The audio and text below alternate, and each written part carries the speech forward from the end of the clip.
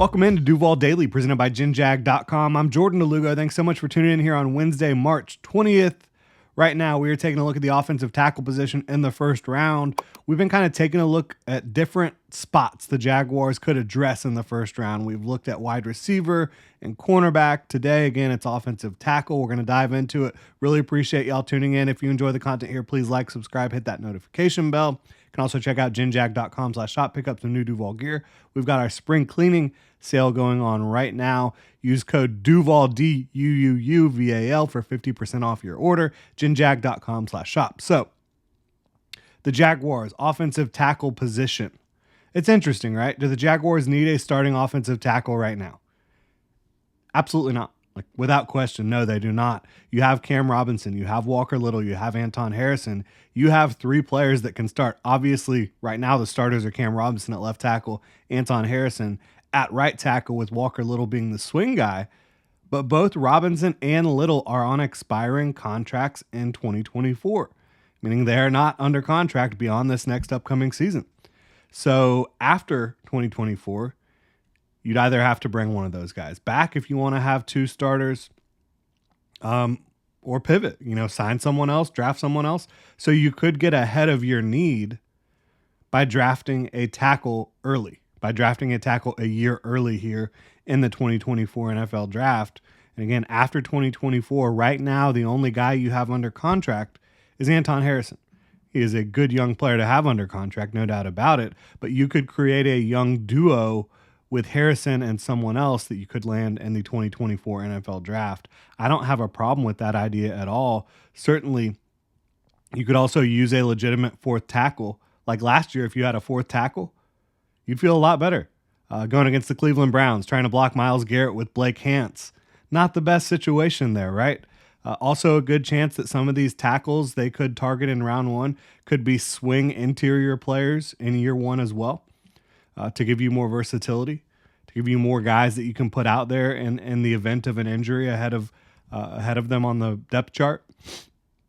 So if you don't add a wide receiver or a cornerback in round one because the value's not there, the guys you liked came off the board, whatever it may be, those are two deep positions, and you can do that in round 2 and 3 as well at wide receiver and cornerback.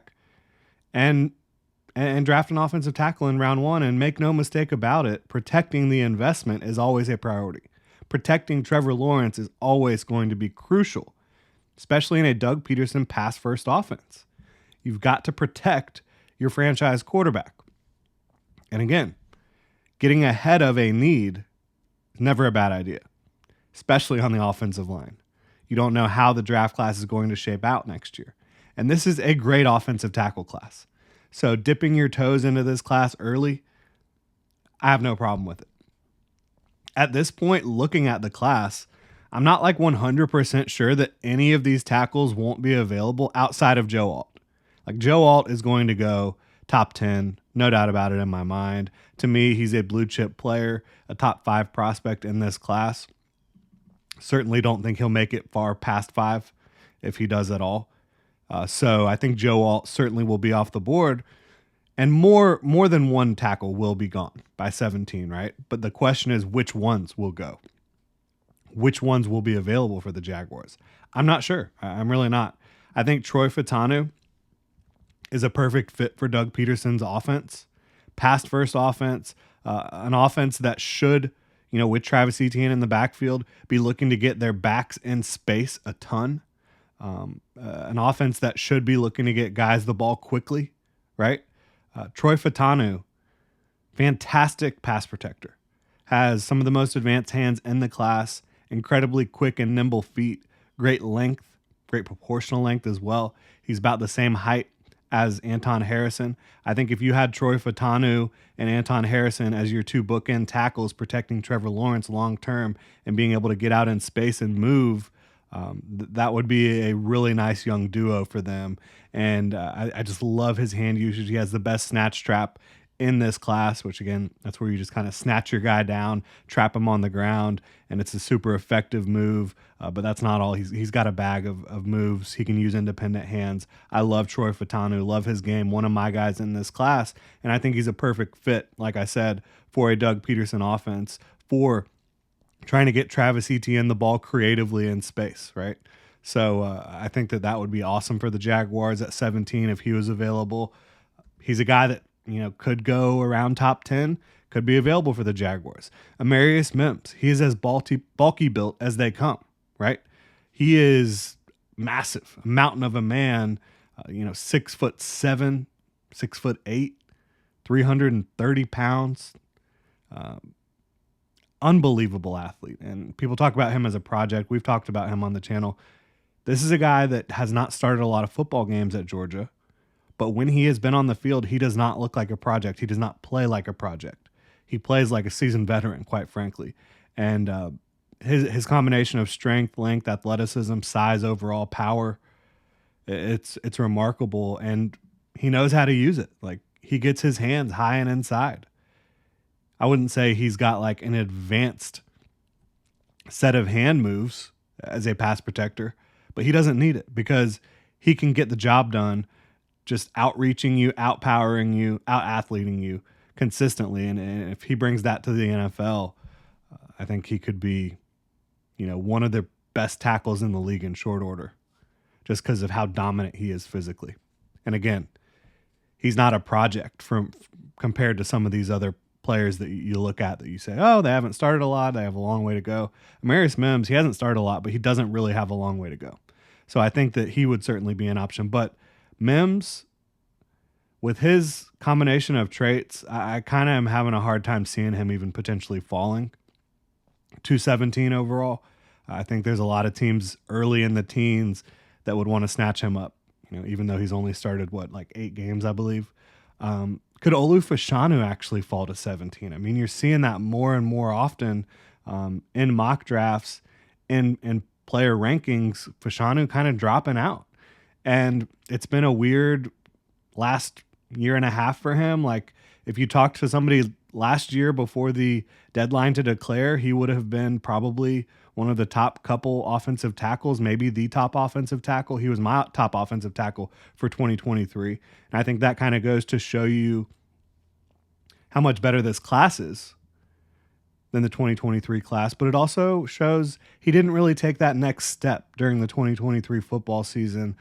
He came into the combine and had some of the smallest hands you'll ever see for an offensive tackle, which is interesting. It's strange, but unbelievable athlete with great flexibility. I think he has really good power. He has a great anchor as well. I think with a little more seasoning, Olu Fashanu has a chance to be one of the best pass protecting tackles in this league. And again, pass protection is critical in this Doug Peterson offense. You've also got J.C. Latham out of Alabama, super young, great length, great power, like probably the most powerful player in this class. Very good athlete, huge hands. He's a guy that I think could make sense for the Jaguars as well. Talise Fuaga, a mauler in the run game. J.C. Latham is as well. I think Talise Fuaga is more consistent in the run game, has clean footwork and pass protection. Maybe not the quickest, most nimble guy on an island out there protecting the quarterback at tackle. I view him as a good tackle prospect and elite guard prospect. But he could certainly be an option. Any number of those guys could be available at 17. There's going to be a lot of quarterbacks coming off the board. There's going to be a lot of wide receivers coming off the board. Certainly there will be tackles coming off the board as well. It'll be fascinating to see who really is available when the Jaguars pick at 17 if they stand pat. They could trade up, they could trade back. A lot of options for the Jags, but any number of those guys could be available at 17, and I'd be excited about any of them, really. I definitely put Fatanu, Mims, and Fashanu at the top, then kind of Latham and Fuaga in the next tier. And there's another player, too, that a lot of folks think is going first round. I think he is, too, based on what you've seen from him pre-draft. That's Tyler Guyton, who I would not be in on that early. I think he's going to go in the first round. I would not take him in the first round. I just think, you talk about projects. I mentioned Amarius Mims, who people talk about as a project. Tyler Guyton is an actual project. Like, he's a freak show. I think Amarius Mims is more insane combination of traits than Tyler Guyton. But Tyler Guyton certainly has ridiculous traits as well. But the thing about him is you watch the tape, he doesn't look like he knows what he's doing half the time. And in pass protection, cannot get his hands in the right spot. He just out athletes you and out powers you and out lengths you. So this is a guy that truly is a project, and I would not be in on him that early. I think if you could get him in the second round, sure, I'd be good with it, but I would not take him at 17 overall. I know some team is going to take him in the first round, and he looks bulky built. I just hope it's not the Jaguars. But there are tackles well beyond the first round as well, into the second round, that I think could make sense for the Jaguars. Roger Rosengarten, Kieran Amagaji, Kingsley Suamataia, Jordan Morgan. Later on, you've got Matt Goncalves out of Pitt, Delmar Glaze from Maryland, Garrett Greenfield, South Dakota State. So there's a number of options for, again, fortifying your offensive tackle spot long-term and improving your depth in the short term. It doesn't have to happen in the first round. You could go corner in the first round. You could go receiver. You could go tackle. You could go edge. There's a lot of different potential options for the Jaguars. And again, the good thing about this class is there's depth at all of those positions. If you went edge, that would probably be the one that's the least needy position in terms of your starters, because you have Josh Allen and Trayvon Walker. You expect to be around here for a very long time. But you need edge depth, like cornerback depth beyond your top three. That is for depth purposes only. Like you don't have four corners on the field a lot, right? Offensive tackle depth beyond your top two. That is a depth play, right?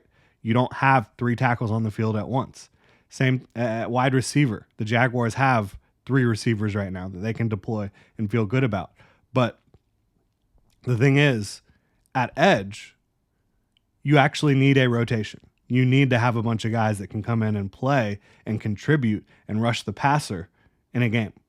You don't just have starters that are out there the whole game like you do at other positions. You have got to rotate, because these are big guys. They're getting their ass kicked every play, going head up against offensive tackles and offensive linemen. And so at edge and at defensive line, you've got to have a really nice rotation. So when you're drafting an edge player to be your third edge, that doesn't mean they're not going to see the field, or fourth edge. They're still going to see the field a lot. And they're going to have to contribute. So it's just interesting to see the way the different depth works at different positions. Certainly at wide receiver, the Jaguars could use a alpha wide receiver one, which is why you would potentially draft one in the first round. And we'll talk about one of those guys a little bit later on today, maybe a trade up scenario for one of the top three receivers. Going to look at that for y'all. But if you enjoy the content here, please like, subscribe, hit that notification bell. If there's an offensive tackle you would like to see the Jaguars draft in round one, let me know in the comment section below. You can also tell me if it's absolutely insane the Jaguars shouldn't be considering tackle that early. Let me know in the comment section. And again, you can check out genjag.com/shop, pick up some new Duval gear.